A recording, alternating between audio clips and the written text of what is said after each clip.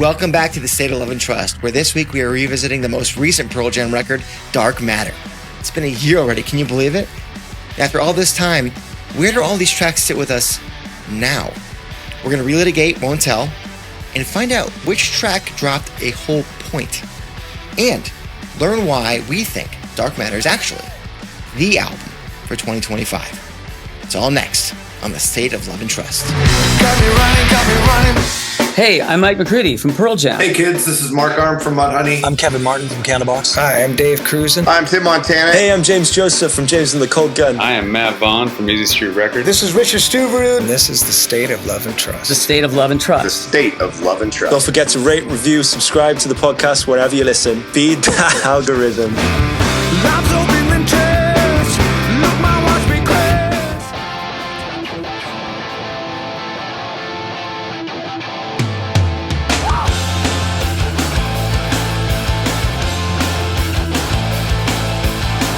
Welcome, everyone, to another episode of the State of Love and Trust. It's a Pearl Jam podcast, and I'm one of your two hosts, Jason Kerepesi. And alongside me, as always, is... That's me, Paul Ghiglieri. Oh. Now, were you fake writing on that piece of paper, or were you actually writing something? No, these are show notes here, pal. Oh, show notes. What is that? What is that pad? What is that? It looks very Christmassy. I don't know. It says best podcast ever. How about that? We're so humble. Stay humble, if I may, right? Be mighty, be humble. Be mighty, humble. Be humble. Welcome, everybody, to another episode of the State of Love and Trust. We are here to talk about a record that came out just about 1 year ago, and that is Dark Matter. That thing right I'm there. excited. Oh. It feels like yesterday, Paul.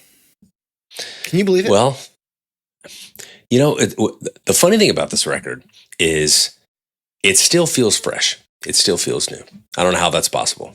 I remember with Gigaton, we did the Gigaton review, and it didn't feel stale. But when we did that exercise, it felt lived in, felt worn. You know what I mean? Almost like if you buy a shirt and then you put it on and it's crisp, and then after a while, it's just kind of like, what's that Garth line? After a while, it just becomes a part of you.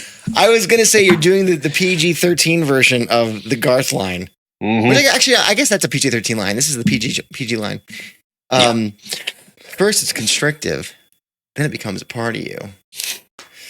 Anyway, well, we did the Gigaton review, and it was episode like 3 and 4, I want to say. But we started our show like 3 months or 2 months after the record came out. So that's why it felt a little more lived in, I think.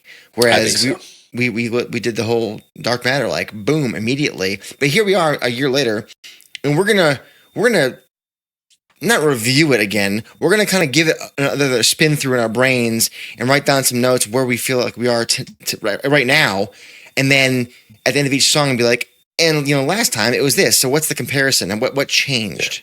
Basically, how has the album aged? That's what we're doing. How has the album aged? I even got my Dark Matter tour shirt on here. I was thinking of wearing mine, and I decided to save it for next week. Oh. Since we're talking next week. Fair enough. You know what? I'm just going to wear this shirt again next week because by then it truly will become a part of me. God, real gamey over there at your side of your neck of the woods. I am sporting Danny Clinch t-shirt, Transparent Gallery. This is Jeff and Ed doing the jumping. I got him right here. Requisite reading. There you go.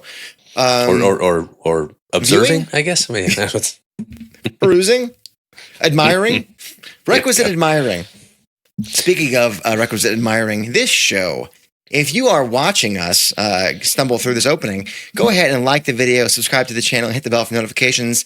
And I think you can do something similar on Spotify because you can watch on Spotify now. But if you are listening only on Spotify or Apple or Podcast, Overcast, something or other, Amazon Music, I don't know where else it lives. SoundCloud? Sure. Why not? I don't know. What should they do, Paul? Well, you're going to rate. You're going to review.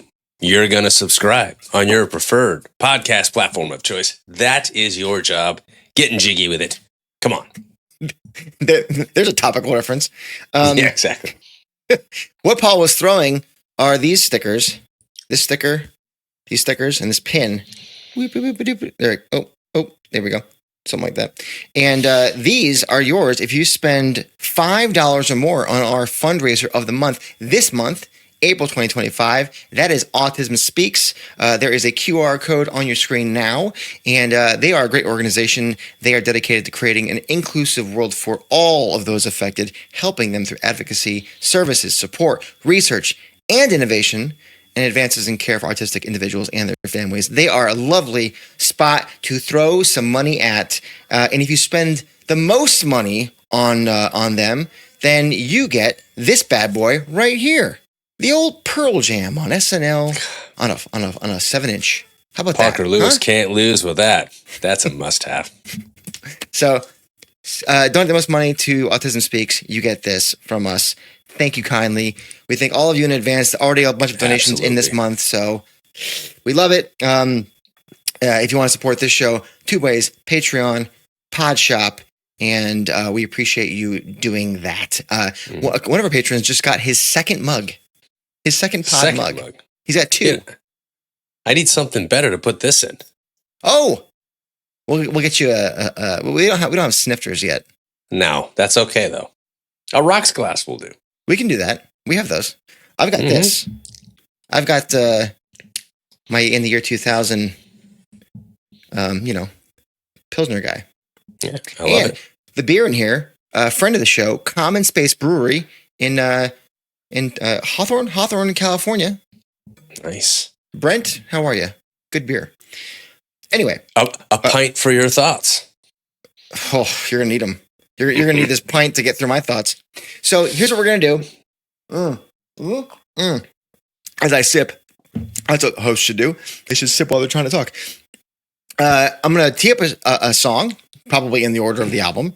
I'll kind of give my 2 cents, then Paul will clean up and bat me through home because I can only hit singles and Paul hits doubles and triples. So I'm coming in clutch for those ribbies today. Let's do it. Call me who's a good leadoff guy? Like classic leadoff guy? You know what? I'm gonna say Ricky Henderson. Yeah. We both went to the same place. Bless his soul, Ricky Henderson. One of my favorite leadoff men of all time. I'll be Ricky, and you can be maybe not Jose or Mark because they were jacking things up, but somebody else who bats people in. I don't know. Pick your masher. I know who you choose. Shohei Ohtani. Oh no. Well, listen, who doesn't love Shohei? We love Shohei almost as much as we love the San Francisco Giants, who, by the way, have the best record in baseball and are in first place ahead of the Dodgers for one day only, probably. But I'm going to take it. And wait, are they really? I got. Yeah, because the Dodgers started like 9-0 or something like that. I know, but they've lost 2. We've only lost 1. Best record, best winning percentage in baseball, pal. Well, I'll be damned. Obviously, as you're listening to this or watching this, you're like, they've got 4 losses that we tape. Yeah, exactly. So I know. Anyway, as of the moment of this taping, let's do it, man. Pleased. Let's do it. That's a pint for my thoughts. Let's get into this. Come on. Yeah, we're talking baseball. We're here for a while. Okay, let's start off with the first track, "Scared of Fear."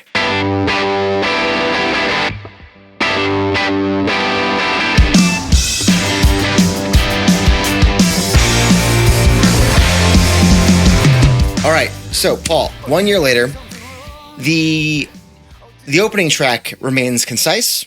There is no wasted notes, no wasted phrases, and I really like that for this particular track. All the interesting parts remain interesting to me. I'm still finding some things that maybe passed by my ear on the first review, which is great to find new things a year later. And I think the relationship between the subject and the subject's loss, if I could talk, I think is more striking now than it was. There's like a desperation I hadn't quite maybe made out before. And I think that feels compounded by, and we talked about it before, the runaway train element of the bridge into the chorus. And I think having watched Stone Gossard teach friend of the show, Ryan Lent, how to play this kind of further proves how you can make a seemingly simple song a bit complex, like enough to make your ears wiggle and go, "What is he doing there? What is he doing?" Because I'm pretty sure it's a funky tuning on the guitar, and so what he's playing the way that you can voice a chord sounds different. It makes my ears go, "Huh, what's going on here?" So I like that, especially when the song arrangement is relatively simple. You got that chorus progression that descends, then it ascends, then it descends again. I still love that roller coaster of emotion. I think it's fantastic, and the menagerie of drum fills during the bridge, bordering on a solo, maybe from Matt Cameron, and then just spills into that Runaway Train chorus again. It's just awesome. I'm going to give it a 4 out of 5 right now. I think I think I was a little over my ski tips last year because I was just so excited. Right? I give it a 4.5 out of 5 last time around. Okay. So I'm giving it a 4. It's a very solid 4, and it remains a song I really love. So I think it's a just rating for this track. 4 for Scared of Fear for me. Nice call. You know, I look back at the song, and those 2 words you just said really stand out to me. That the concept of the descent and the spiraling. We get this again, going back to that cryptic, hypnotic opening. Cuts out with the whip. You know, you get the cue ball. The cue. Yeah, exactly. Now, at the time, that felt very introspective to me. It felt like this introspective look at the damage the fear can cause to a relationship, or I guess as a microcosm for society or even a generation. That's how I felt when I first heard the song. In retrospect, though, it really feels like it's a foreshadowing of that descent, though. Ooh. It feels like we're brewing into something. And at the time that we heard this record, you know, we talked a little bit about that line. We used to laugh, we used to sing, we used to dance. We had our own scene. And I remember saying at the time that it was hard not to reminisce back to a time where things were simpler. And there was just so much more of that like proverbial pavement ahead of you, stretching beyond the horizon for this seemingly endless stretch of miles. It doesn't feel that way anymore. And the further that we descend into the pits of despair that we're currently descending into, apparently. We're in track 1 here, Paul. Jesus Christ. Pace yourself. Exactly. Look, the calculus has changed, right? Yeah. And it does change when you start feeling the road is not as endless as it seems. That end game or that end destination is actually, you're closer to the end than you are to the beginning at that point in time. And I think when I first heard the song for the band, that's how they felt. You know, they're looking back at a time where, you know, in their 20s, they saw their whole lives ahead of them. And now they're much older in life. And as much as I adore every member of this band, the idea that they're going to live to 120 is perhaps far-fetched. I don't know. I mean, if we can bring back a dire wolf with genetic innovation, I suppose we can keep Mike McCready was Austin soloing Powers well not a into his documentary? 120s. Yeah, exactly. So, anyway, for those of you listening, I don't know, look up dire wolf and you'll understand what I'm saying. But point is, when I think to this song, I go back to the reference I made when I first heard it, which was that If Comes Then Goes is what the stages of grief sound like alone in a room with an audience of 1. Then Scared of Fear is what those stages sound like when you plug those feelings into a PV amp and you literally blow the roof off of everybody, including those dear to us beyond the plane can't even hear. So I am sticking with my original rating of the song, which is a 4 out of 4. It's been played 26 times. 4 out of 5, thank you. It's been played 26 times, and I was fortunate enough to hear it live, I think, every show I went to on this tour. And what really stood out to me was just how it's almost like the song was made to be played live, which, given its content and its subject matter, seems very apropos. So, very good. No complaints from me. That's a unique wrinkle, by the way, because when we did this review, we hadn't heard any of these songs live yet. Yeah. It's hard to know because, well, we'll get to our final thoughts, all encompassing at the end. But yes, I like your take here. Let's move on to track 2, React, Respond.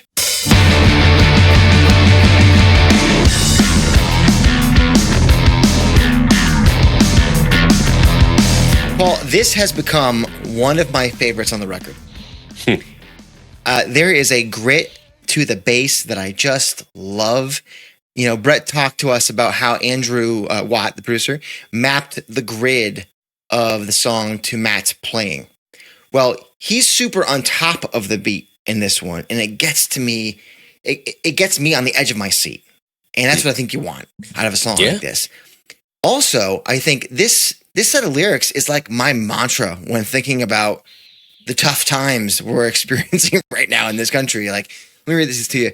All the incandescence that is your essence, the unexpected embrace the unexpected. There's no book on this life. There's no use as directed. The best part I know was when we were connected. When we're humble enough to admit that we don't have all the answers, but rely on our humanity and our empathy, somehow I have faith we can solve our problems. I have to remind myself of this because if I don't, I'll go crazy. And I think that stanza by itself is gorgeous, but building into the fact that you have this gorgeous mic solo that just absolute scorcher of a solo. It rips. And I think I said that as much as the last time, but for me, this is a 4 out of 5. It's a strong 4 out of 5. I think it was a soft 4 out of 5 last time. It's a hard 4 out of 5 now. And while Scared of Fear maybe has settled a bit, this track kind of rose for me a tiny bit. The number is still the same, but I like it a little bit more. If all things are equal, I think I'd prefer to hear this over Scared of Fear live if I had to choose right now. Yeah. Question for you then, as a follow-up. 4 out of 5. That's where you're at with it now, right? Yeah. Okay. How would you rate just the chorus itself on a scale of 1 to 5?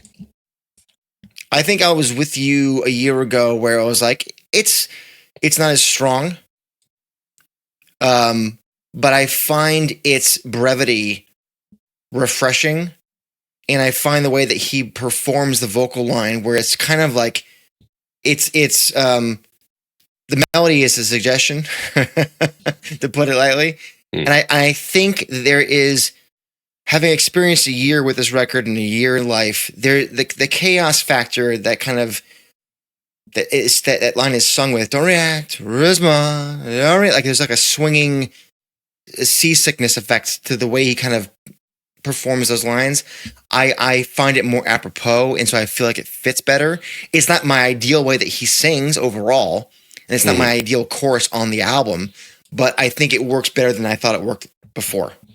Okay. Where are you on this? I think I'm in the same place you are, because when I first heard this song, my initial reaction was, this is like a new wave dance rock song. You know, well, it's the hi-hat thing. Exactly. Yeah. Right. So it's like Chili Peppers meets Devo or something like that. Yes. But the chorus lost me. I mean, I just, I couldn't get behind it. It didn't grab me. If anything, it like pushed me, it almost alienated me in the song. But the lyric, don't react, respond, was so compelling that the majority of our conversation and dialogue around the track centered specifically on that line. So I think that because of the gravitas, if you will, of that line, I have continued to come back to the chorus and said, how can you have such a powerful message, but the delivery in the song, it doesn't seem to match. It doesn't seem to match the height of what it is you're trying to say. But I finally gone back to what anchored this song down for me, which was always the style of the music. If it's a new wave dance rock song, if it's in the vein or style of a Devo song in some ways, that kind of a delivery and the repetitiveness of it is very apropos. Oh yeah. You know what I mean? And I don't think I either I didn't see it or I didn't appreciate it at the time. I don't know which, maybe both, who knows? So for me at the time, I gave it a 3 out of 5. And I think that as I have sat with it longer, I appreciate it more, and I find the appropriateness in the chorus. So I think I'm more at a 3.5 now, which I mean, you know, it's progress is progress. Right? But what's weird about it is I'm going to go to another line in the song, which is embrace the unexpected, and that's getting harder and harder to do every day. Oh. And this is a record that is really about letting go of our need for control in a lot of ways. And I think that it's going to be interesting to see how Pearl Jam, how that concept, that approach, how that ages with the band when they play this song and when they play this record live this year. Because the more we delve into the unexpected, and it becomes harder to embrace. And so do some of these songs evolve? Not to the degree that, say, Alive has evolved, but or do we hold on to them even tighter? Or that, I don't know. Yeah. A song that I'd love to hold on to forever is next, and that's Wreckage.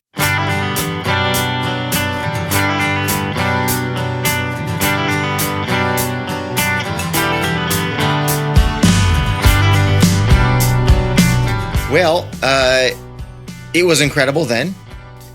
It's incredible now, still. And I think the lyrics seem to be like the roots of a fast-growing tree. Like they just keep digging deeper and deeper and deeper, and I love it. And maybe because there seems to be so much life that has happened in this last year, and I don't mean that in a good way necessarily. I might argue actually that this is a top 3 ballady type track in the entire catalog. That's how strong this song is. And I think Matt kind of plays at the back of the beat in the verses as a cool kind of dichotomy to what we get in React Respond, where he's kind of on top of the beat, to again quote what Brett was talking about a few weeks ago. It's just really cool and collected, those verses. And I think it kind of makes you feel a yearning. Like, come on. Like, these lyrics are just begging for salvation of some kind. And that's great. You want to feel like you got to go somewhere with a song, with a good song. And it's hard to separate the live experience from the studio cut for this song for me, as is most Pearl Jam songs. You mentioned Scared of Fear. I think the best ones lend themselves this way. And then you've got Rob Sheridan's art. The tidal wave coming. You got the sunset. It emboldens all of these feelings. And I think this country hasn't begun to comb through its own wreckage yet. I think in so many ways, I look at this song as a positive, because I think I need us to move past all this destruction to get to that heartbreaking part where we have to pick up the pieces. The pieces are still being broken, and that's disconcerting. I want to get past this to where I feel something, and I have to be combing through. I need this song more than I think I did a year ago. It's still a 5 out of 5 for me. Actually, I should take it back.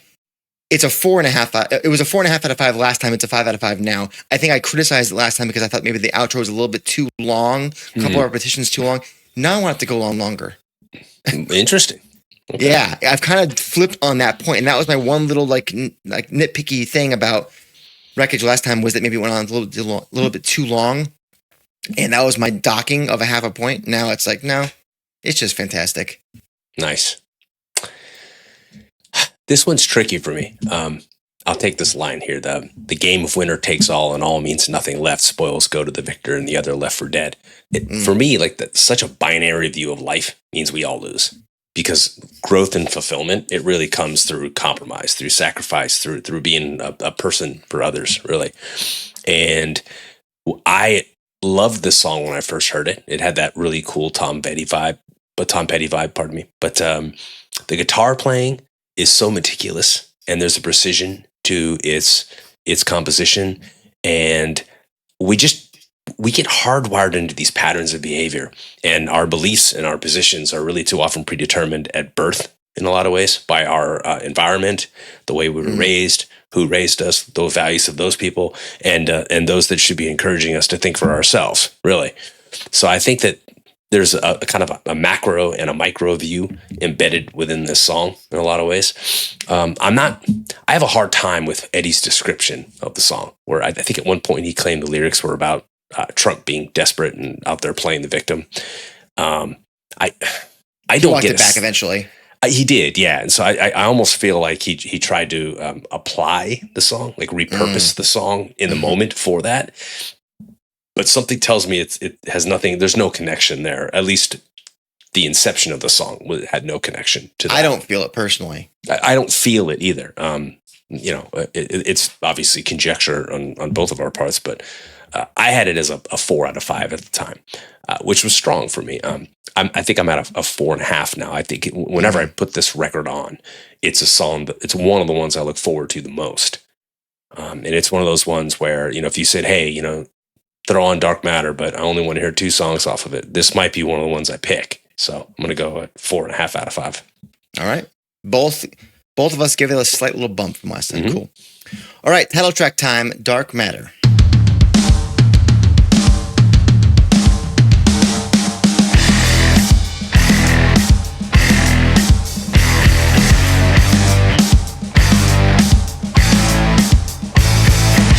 All right, so Dark Matter.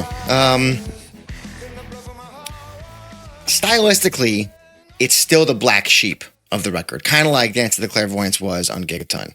It's way heavier with a tinge of electronica because of that studio tremolo magic that Andrew Watt and Paul Amalfa added. It's heavier than we've received from this band before, I think. Maybe since maybe Go, as far as heavy is concerned. It's maybe even catchier than I remember, though.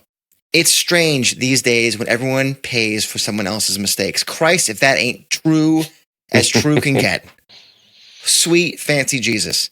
You got that simple semitone power chord thing that Mike wrote for the bridge. I found it to be very simplistic a year ago. But now I find that semitone change adds more tension than maybe I realized a year ago. And for a song that feels even more apropos now than it did a year ago, I think this totally works. And that all gives way to the most chaotic solo on the record. Again, very apropos for this song and for this time. And by the way, go on, Matt Cameron. Go on. I mean, the last chorus is like an Oprah chorus. You get a drum fill and you get a drum fill. Everybody gets a damn drum fill.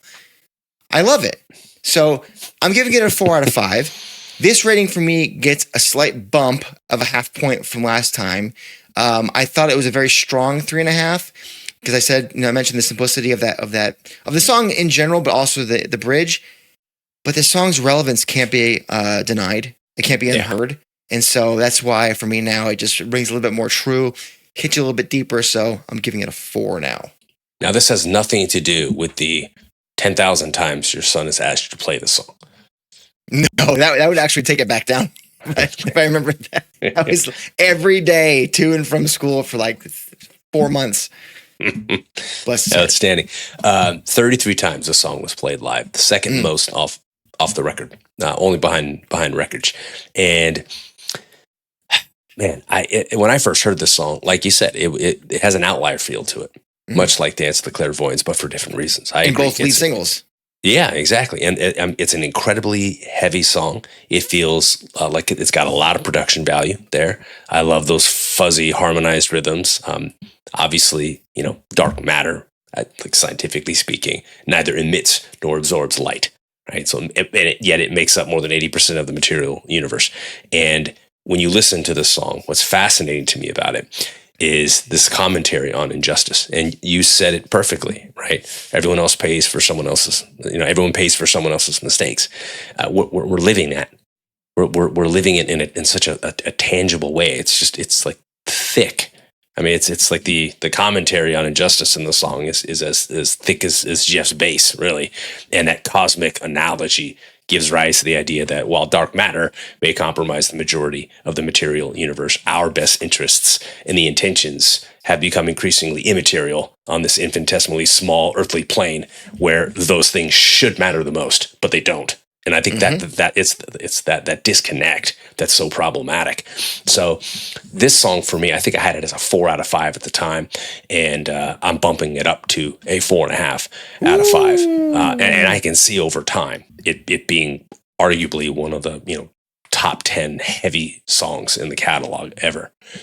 So I'm drifting more and more towards a 5. Not there yet, you know what I mean? But it's a hell of a song. I love that. I love that for you. All right, let's do it. Won't tell. Let's do it.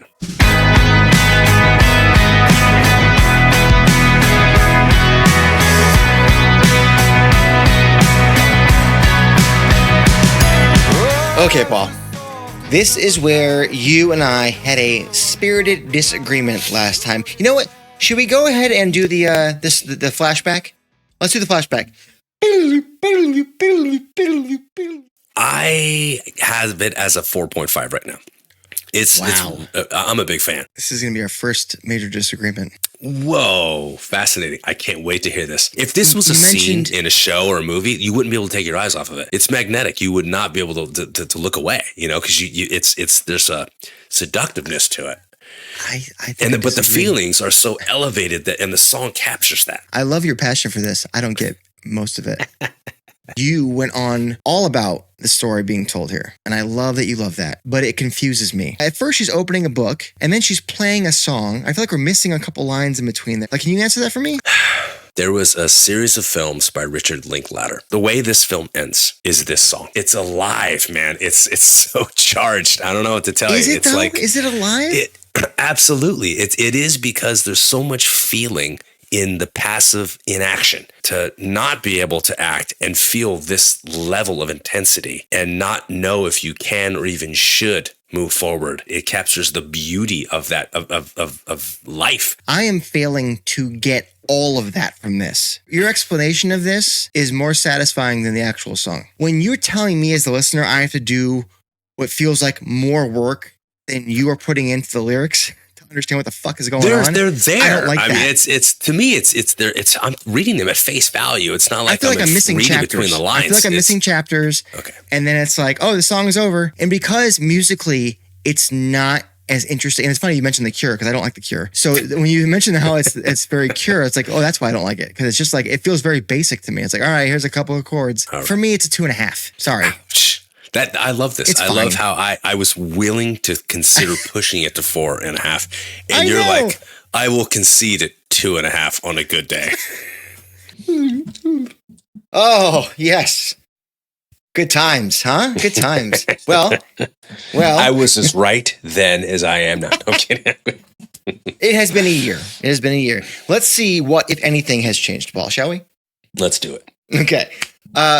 For one, I appreciate the Neil Young style chug of the verses more than I did before. So that's nice. There's a cool lurching effect to that. I like that. The choruses really open up to the heavens. I do like that a lot as well. Yeah. So I was letting that kind of wash over me. My biggest bugaboo at the time was the lyrics, in that they didn't seem totally connected. Almost like there were like a couple mixed metaphors in there.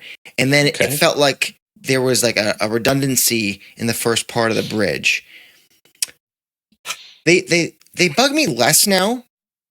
And maybe I've been kind of worn down by listening to it on the boots, or maybe seeing how much it means to someone like you, or maybe even like Abby Hobbs, who got up there and sang with Ed in Chicago. And then I thought, what if the book was a music book, not just a storybook? And that's the page that she turned to. And then I tried to think about it less literally.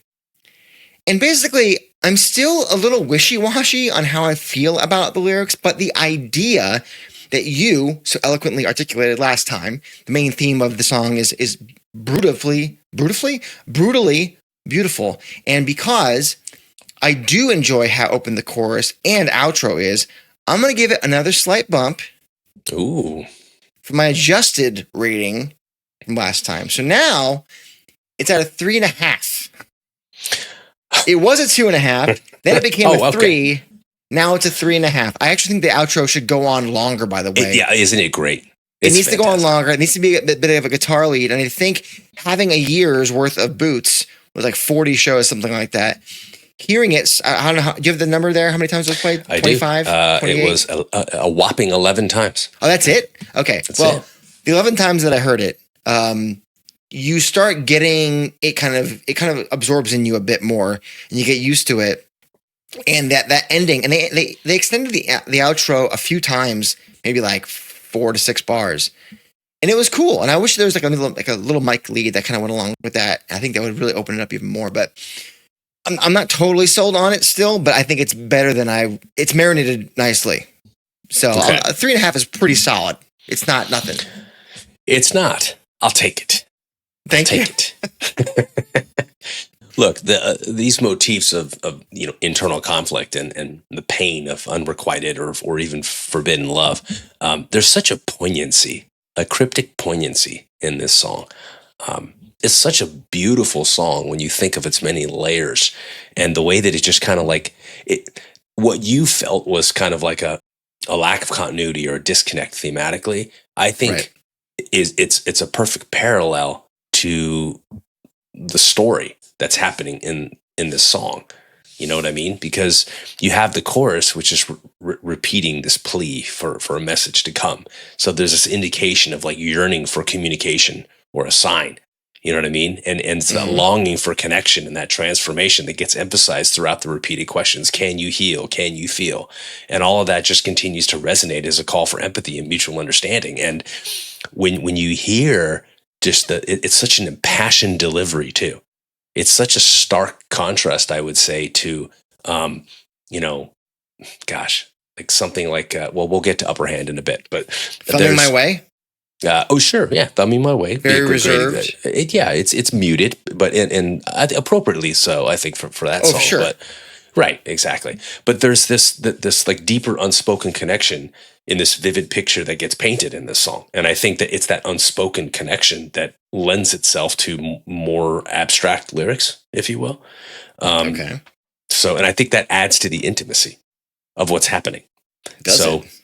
I think it does. I think that sometimes true intimacy is not always just like the naked baring of the soul, right? I think sometimes true intimacy... It's the naked baring of the body. Well, but I mean, I think in many respects, it's like real intimacy is this unspoken connection between two people, Yes. or where you can just look at someone in his or her eyes, and there's just so much being said within that moment without having to say anything at all. You know what I mean? In order to get to a place like that, you need to achieve real intimacy. So I think if in many respects, that's the ultimate manifestation of true intimacy. So for me, the difference is that you get that from this and I don't get that from this. And that's fair. That's fair. Yeah. That's fair. I think it's just sonically speaking though. I mean, I get these heavy Cure vibes, you know what I mean? You just hear the Cure throughout it. And, I think Stone said that they were referencing the Cure a lot while they were making it. You know what I mean?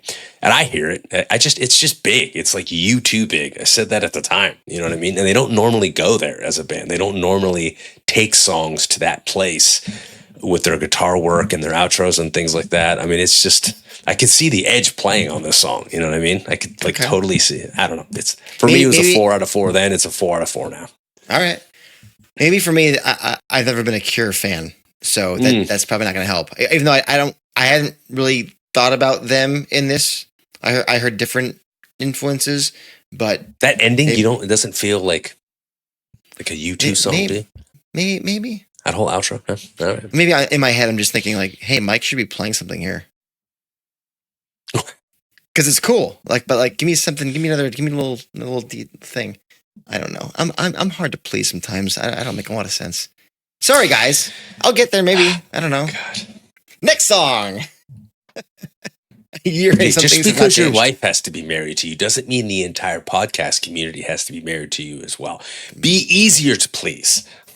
It's very true. I'm sorry to you all. You know what I don't have in my marriage? The upper hand. Good, great segue.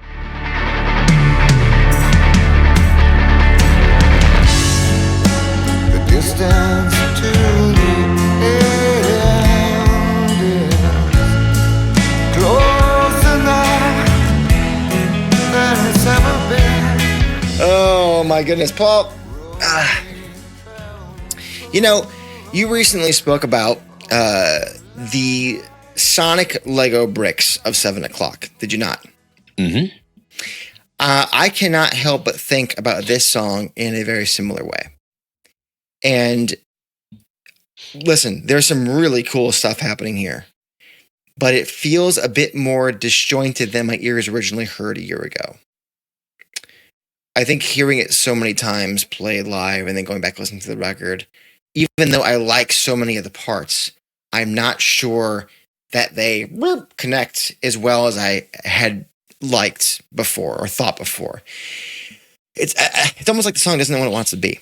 You've got this Pink Floyd-y intro thing. You've got I think it has like a U2 Streets Have No Name intro thing. Then it goes into like Pink Floyd on Cruise Control. Okay, right after. I could see that, sure.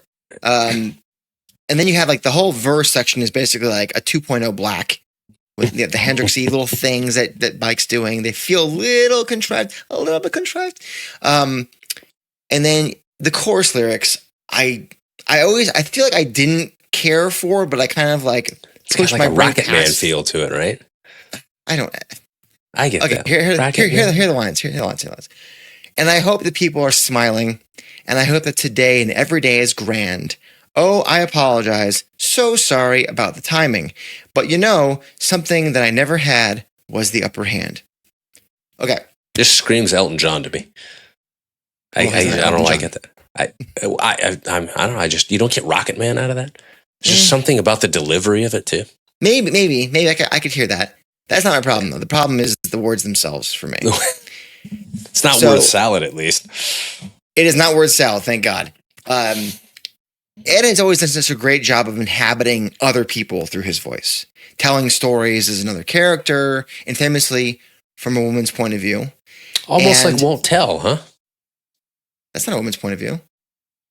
What do you mean? She goes over there? I think you get a little bit of both points of view in that.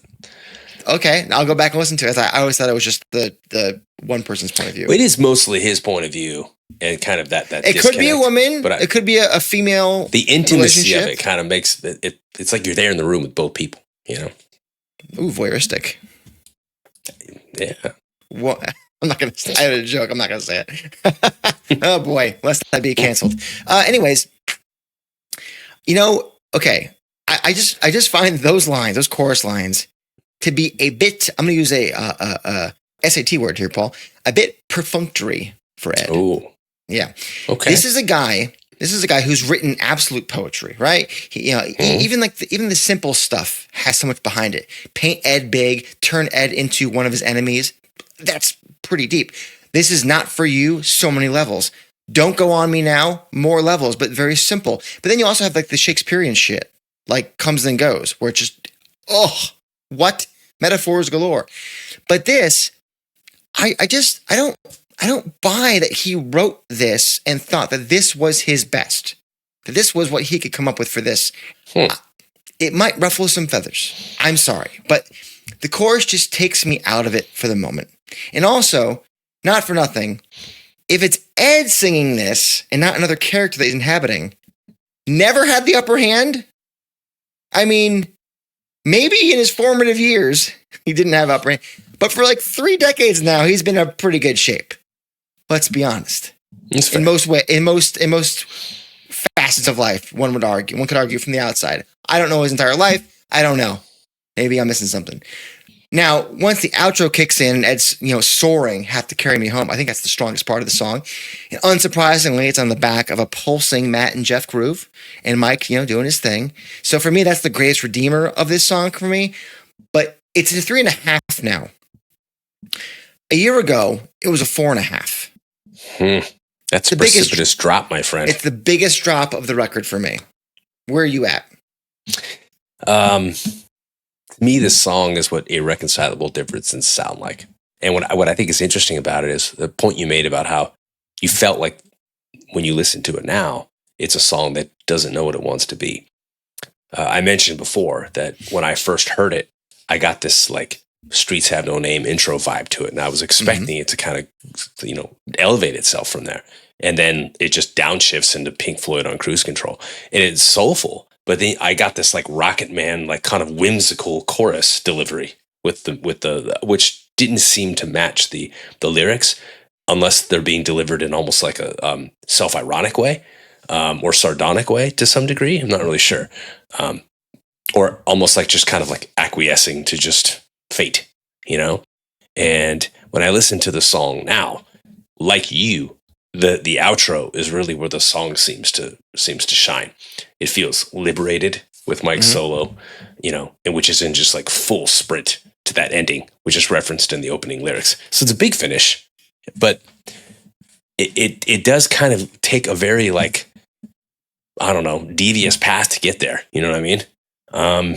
So it's tough because I love a song like Of the Girl, which feels like it's teasing of something, but never quite get there. Never quite get there. Wait, never quite gets there. Never quite gets there. Let me say that again. There he is. Yeah, there it is. So it feels a little bit like that, but I also feel like there's a cohesion to Of the Girl Whereas Right. with this composition, there's just something about it that's, gosh, I don't know. Sonic Lego bricks. Use your own analogy. Sure. Fair. I can't. I had it as a 4. It's been played 19 times, which is more than a lot, more than a lot of songs on the record. Yeah. And I'm dropping it down to a 3.5. But it's a slight drop, but that's all. Sure. But we both acknowledge that maybe the honeymoon phase kind of blinded us to something that, To some degree, yeah. yeah. Okay. Let's move on to a wonderful track that is Waiting for Stevie.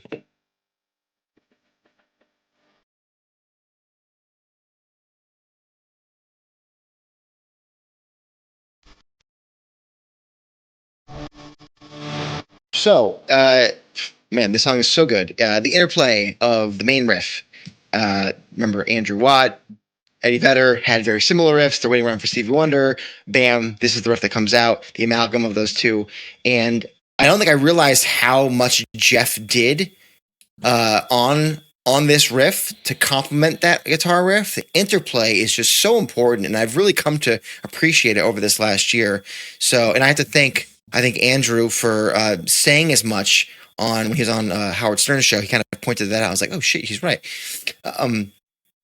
Once again, Matt Cameron, have to compliment him. Matt, whatever they're paying you, more, ask for a raise, my friend, because every penny, fucking hell, just fantastic.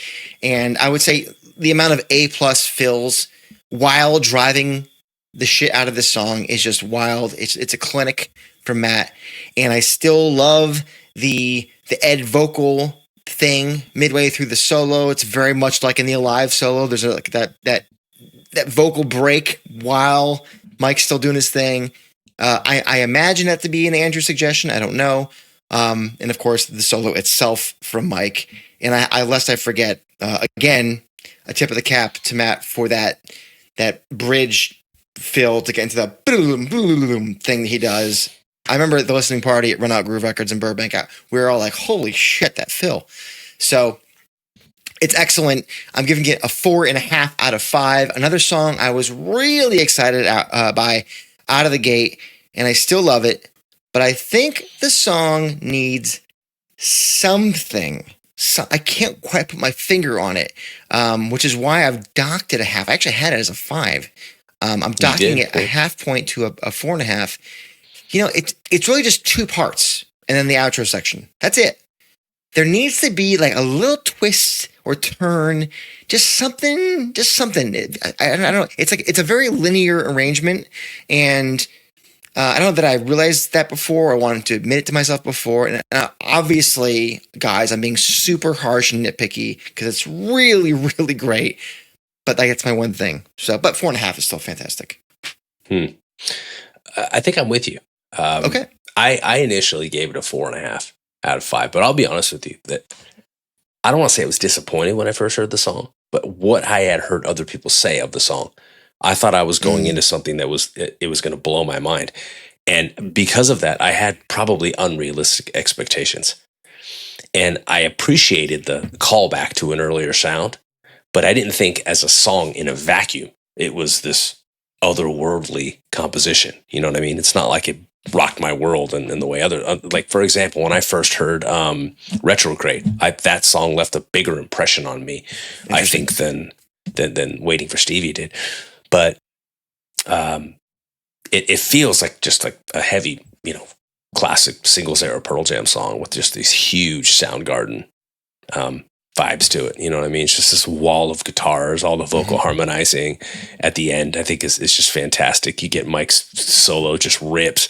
And I've come to appreciate that even more. So I'm holding steady at my 4.5 out of 5. But now I feel like I'm giving it a 4.5 out of 5 because it feels like it's earned to me. Whereas before I felt like I was giving it a 4 out of 5 tentatively, like I wasn't even sure if that's what I wanted to give it. Oh, I see. I don't disagree with you that it's missing something. There's something about that little tag on at the end, be humble, be mighty, that because it's part of the actual track of Waiting for Stevie, and yet it's such a departure from that composition, it makes me feel like Waiting for Stevie is supposed to have something else in it.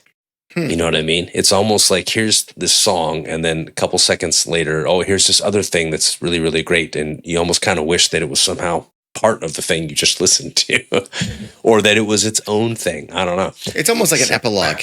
Yeah, in a lot of ways it is. Yeah, I suppose so. So I will say this, Paul. The main line, "You can be loved by everyone and not feel love." That's worth the price of admission right there. It's probably half a star by itself for me. Yeah, I love that line. It is a great line. And I think, it's about this girl who doesn't feel appreciated by her friends, right? And she finds relief in some sense of connection in experiencing live shows. She finds her tribe. Right. And Eddie, on the Howard Stern show, he talked about that, music as a means to find your tribe.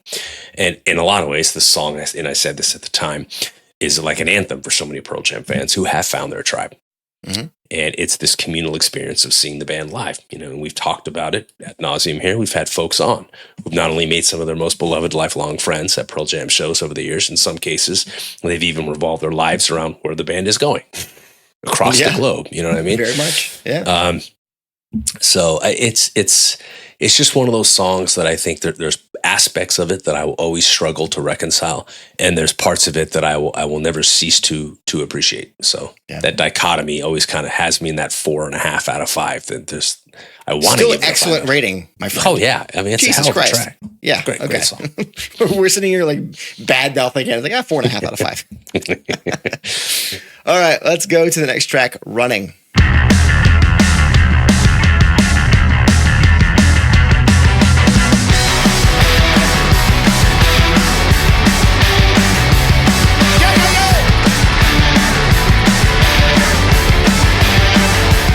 Running. All right. Is this a top 1% dad punk song from them? I say yes. I agree. Okay. Good. I'm glad we agree. Because after Super Blood Wolf Moon, now they figured it out. They got the formula down. Okay. I think it's really fun, and that's what I want from an up-tempo number from this band. I want it to be fun. And if it's not fun, it needs to be super fucking angry, like Go or Animal. One of the two. Pick a lane. I love the gang vocals more than I did before. That's a really fun wrinkle that we had never had before until this song. I still love the bridge and that digital pick scrape thing that happens in the right channel. And it's just enough of that magic studio pixie dust for me, because I don't like too much of it. And listen, who doesn't love a good Stone Gossard lead? Am I right, Pete? Huh? Come on. Now, listen. The outro is so fun. I love Matt's little like tom roll fill that he does while propelling the beat. It's great. And listen, a pissed off Ed is a fun Ed. I love a pissed off Ed. Agreed. Unless you're throwing quarters at him, then it's not so fun anymore. Don't do that. Bad boy. Was that Mansfield, right? Yeah. Or Shoes in Indio. Just don't throw shit at Ed. How about that? Exactly. I gotta say, I find punk songs hard to rate because there's not much to rate. There's so little actual music as compared to the bigger anthemic songs. But what Pearl Jam is able to accomplish in 2 minutes and 20 seconds is enough to earn another really solid rating. It's a 3.5 out of 5 for me. It was a 3.5 out of 5 before. And I think it's just still super solid. I would agree. I gave it a 3.5 out of 4 at the time, and I'm holding steady there, Yeah, this song to me, when I first heard it, and I said this at the time, I was like, I thought it was, first listen, it kind of felt like this cromulent punk rocker, but give it another listen or two, and then suddenly it's like, wait a minute, no, this is a really, really good song. It's the fastest and shortest song on the record, but that dictator, love hater, that whole callback thing is so infectious, man, and it played up big, as big as I thought it would live, which I loved, and the bridge is just, it rocks. It's just a killer bridge. It's very unique. I think it's one of the most unique bridges in the entire catalog. I really, really love it. I don't know. I mean, I think in a lot of ways, we are the ones that left the water running, to quote the lyric there. And ultimately, I think at the time I said this, that's the rub. Unlike so many of those punk rock anthems of the 1970s and 80s that rallied against the establishment. In this particular example, I think Eddie is doing what he should do, which is acutely pointing out the very salient signal here, which is that we have to take some of the accountability here because we're the ones that let this condition emerge. We elected it for ourselves. This is one of those songs where it's like, if you told me they started writing Dark Matter as a record in January, I could see this song still being on the record exactly as it is constructed now. So which is, there's something so like prescient, and there's an element of foreshadowing on this record that is hard. It's the same with Gigaton too. Like the record was written well before COVID, and how so many of those themes mattered. It's bizarre. So I guess the next time you hear a Pearl Jam record, just know that it's a window into the future that you don't realize you're listening to. All right. Let's move on to something special.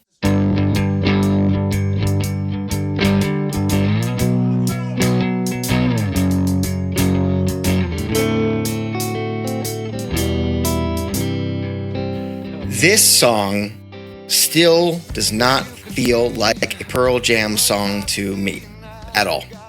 It still feels like Sleeping by Myself does, and that is that it's an Ed song that the band got roped into joining by whatever producer was there at the time. And Paul, you made a great point about a year ago that the theme of this song about being there for our kids and instilling self-confidence through our love for them is so key, especially in the age of like the manosphere and all that toxic masculinity that we see our kids having to wade through. I watched, I don't know if you've seen it already, but it's blank. What's the name Honora. of it? Honora, Nope. You saw, right? Well, I did see that, but what was the 4-part thing on BBC? Oh my God, what was it called? 4-part on what? What do you mean? It was all shot in one shot, one camera shot for each episode. There's no edits. Why am I not? Oh my God, it's on Netflix. Everyone's yelling at the screen right now. What is it called? You're going to edit this out. That's why. No, I'm not. This is hilarious. What is this? What is it called? 4-part Netflix show. We're Googling. Adolescence. There we go. Adolescence. Yeah. Sweet Jesus. Everyone is like, thank you, Jesus Christ. I know. Anyways, my point is, if you've seen Adolescence, you know how tricky it can be to parent a young adult or a preteen in this day and age with all this. There's a vacuum for young men out there, and having to parent young women who have to deal with those young men who are being. Anyways, Buffoons. I love the themes of this. I love it. Yeah. But man, I cannot get past some of those on the nose lyrics and the schmaltzy music. I don't dislike schmaltz. It has a time and a place, and you could argue it has a place here, but it just doesn't quite work.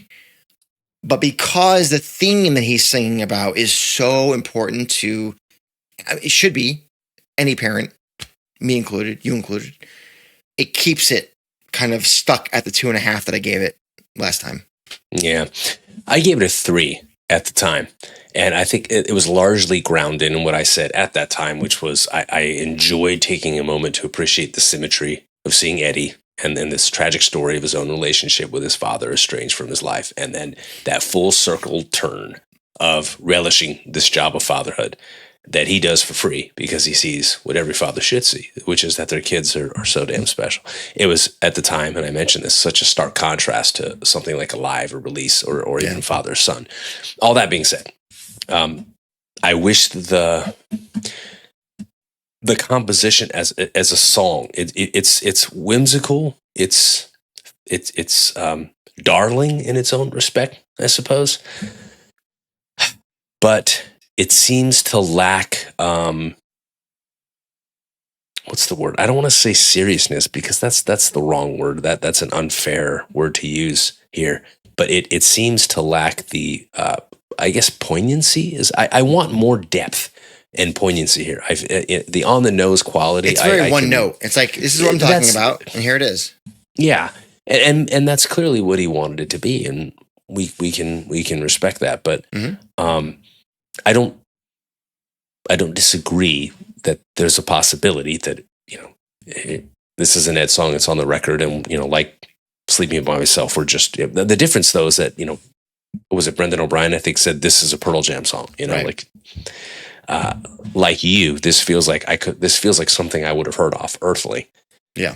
And then the band is just playing on it. I don't know. So it lacks what the end and Just Breathe have in a lot of ways. So, well, yeah, not much else to say, I think. Let's move on. Got to Give.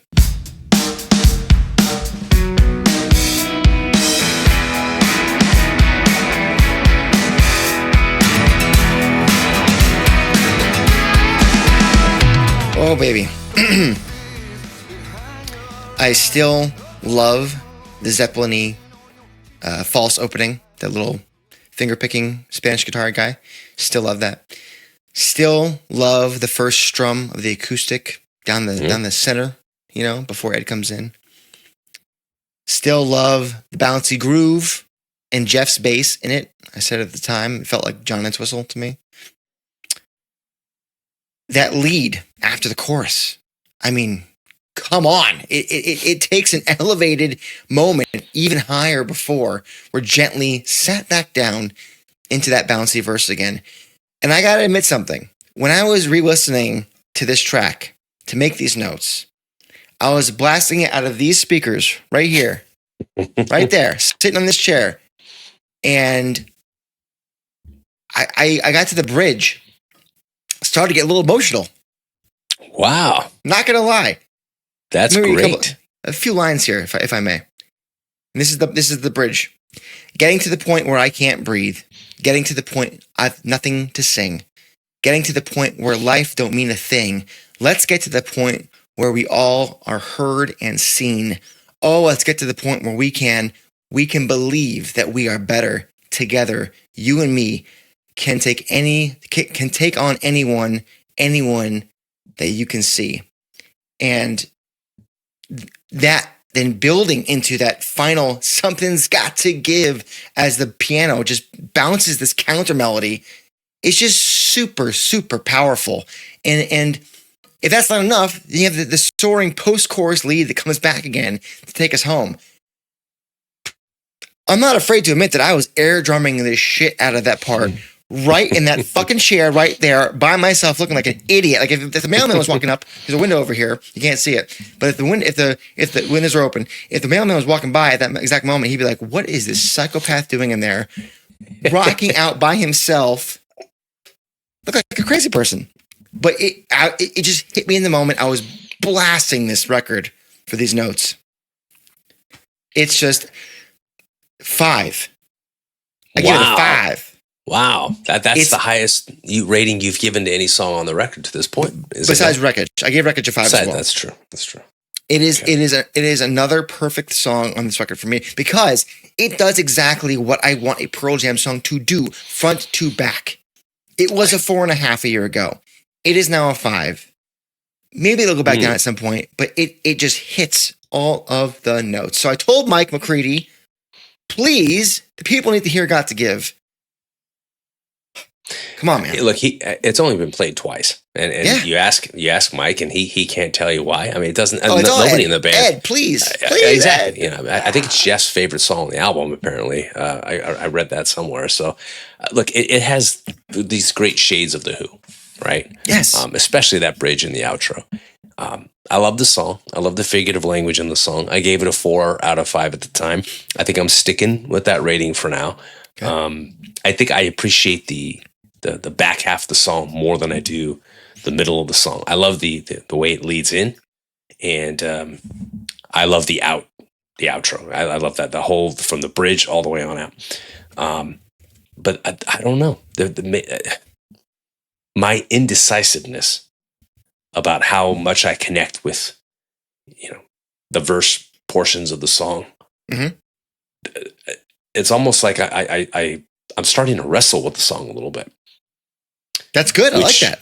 Which is good, but maybe Eddie is too, and that's why he doesn't want to sing it. I don't know. Yeah, I don't know. Well, listen, there is a reason, and we don't know what that reason is, why the lyrics don't appear officially in the liner notes. They weren't on the screen at the theater experience. There's like 2 or 3 lines of the entire song in the liner notes.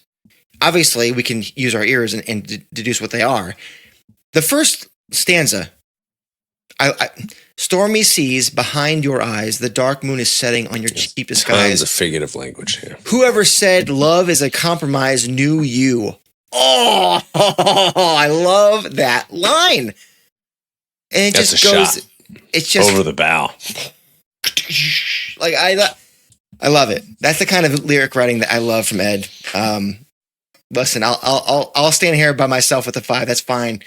It's just, I just love it. Love it so much. Anyway, let's move on to the closing track, Setting Sun.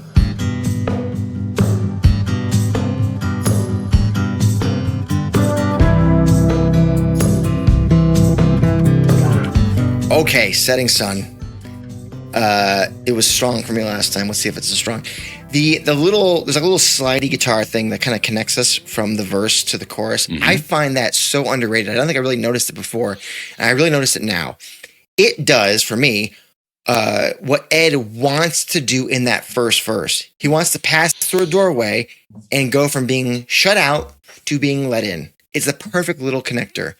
And for me, Ed is at his best when he elicits an action from us, when he convinces us to use our agency. And this song is no exception. And it might just be a prime example of that. Now, when the full band comes in around halfway through the song, it's basically the same 4 bars kind of repeated to the end. So you'd think like, okay. Because only Ed's words really change. He's got 3 different things that he says. Now, it's not a 1-to-1 comparison, but this outro makes me feel like how I do during the Jeremy outro, where the collective band has created a place I never want to leave. There's like this washing machine effect where I don't want to leave this cycle of melody and cacophony of music and the intertwined melodies and harmonies, like in the groove. I don't want to, I could keep on going. I can do another 8 bars. I love it. And there's a couple lines here that really just nail it home. And that is, we can become one last setting sun. Am I the only one hanging on? We could become one last setting sun, or be the sun at the break of dawn. And God, do I feel like I'm the only one hanging on sometimes? But then, I look around and I remember I am definitely not the only one hanging on. No. And I think that number grows every day, which gives me some hope that we are not a setting sun after all. I gave it a 5 a year ago. I'm going to stick at the 5 because, again, it's a song that does everything I want it to do. And it's a totally different song structure than Got to Give or Wreckage. And thus is the brilliance of this band 35 years in. Yeah, I mean, sonically, it is uniquely different from all of those songs. I had a 3.5, I think, out of 5. Is that's how you had it last year? Yeah, I don't know why. It's just having seen it live and having really had a chance to meditate with it, and particularly the lyrics that you just pointed out, I'm bumping it up to a 4 at this point in time. I think it's perfect closer for the record. Yeah, and for this moment in time, it's again one of those tracks that I think we want to hold on to. And it's, I don't want it to be a forecast. I want it to be I want it to remain hopeful, because there's still so much life for all of us to be living and to be actively living in, because clearly we all need to be involved to course correct. So this is one of those reminder songs that, don't react, respond. Still got a part to play, my friend. Exactly. React or don't react. Respond. some final closing thoughts on this record as we wind this thing down. I think one general criticism is something that a lot of people probably have, which is I think my ears have kind of grown tired of the production style a little bit. I'm not gonna like start a hate parade on how Andrew likes to make his records. He's won Grammys like a lot. It's a style that clearly works in a lot of ways.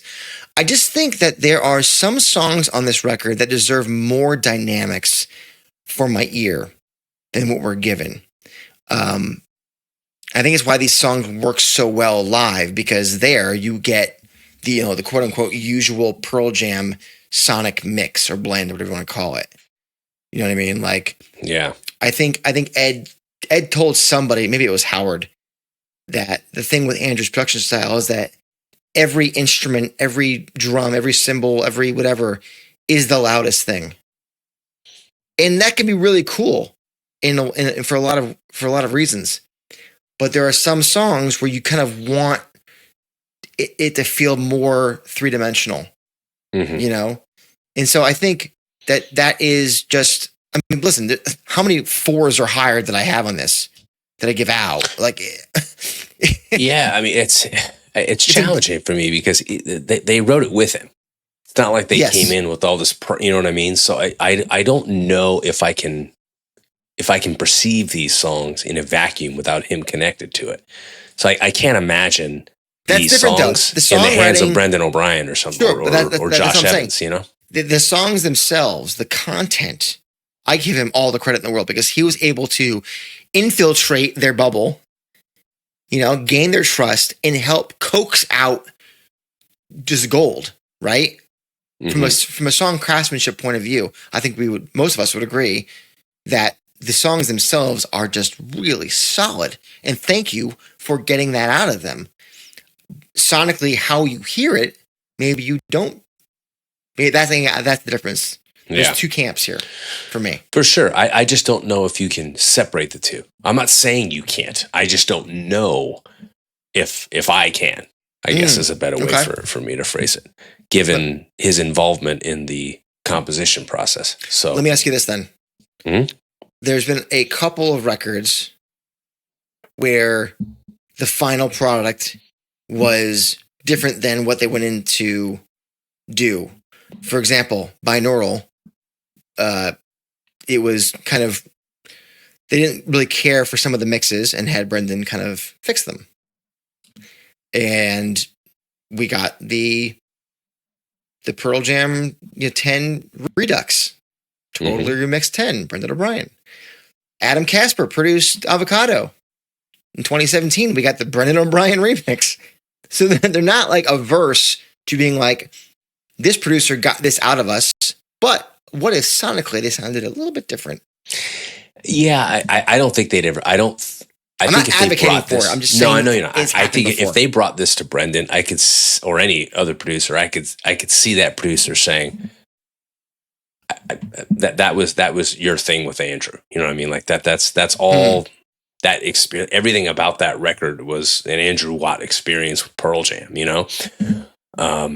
I think that they would have to come in with some. Now, I mean, obviously, if you are a producer, you could listen to Dark Matter, and you're going to have your own thoughts on the record about what you would do the same, what you would do differently, what you would amp up, what you would tone down, etc. So, it would be interesting to hear what this record would sound like in the hands of somebody else if given the opportunity to kind of like remix it.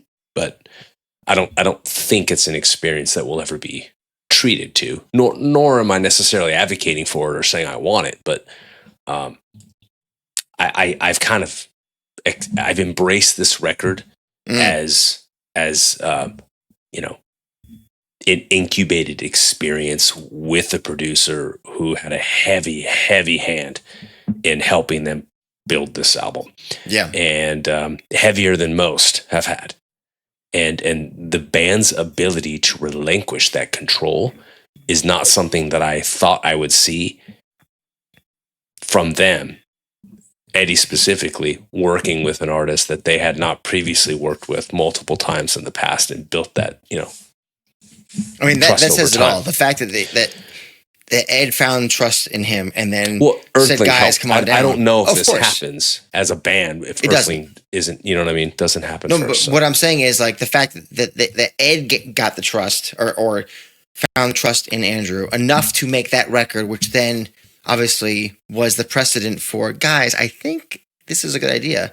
They trust Ed, and then they all seemingly, from what we've read or seen or spoken to, enjoyed the experience. I think Stone was like, I want to go back in immediately, like last year.